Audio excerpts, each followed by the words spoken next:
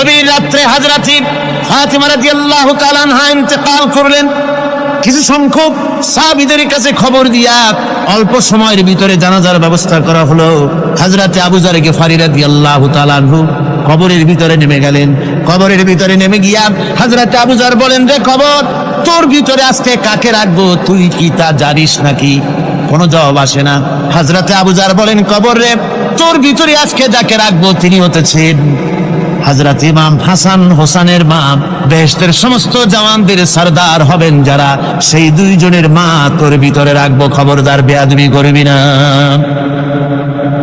কোন জবাব না পেয়ে হযরত আবু যর বলেন, ওগো কবরের মাটি, তোর ভিতরে কাকে রাখবো কি জানিস? আসাদুল্লাহিল গালিব, দুনিয়ার সমস্ত কাফেরদের বিরুদ্ধে আল্লাহ রাব্বুল আলামিন যাকে বাঘ বানিয়ে পাঠালেন সেই হযরতে আলী, তার স্ত্রী রেখে যাব, খবরদার বেয়াদবি করবি না।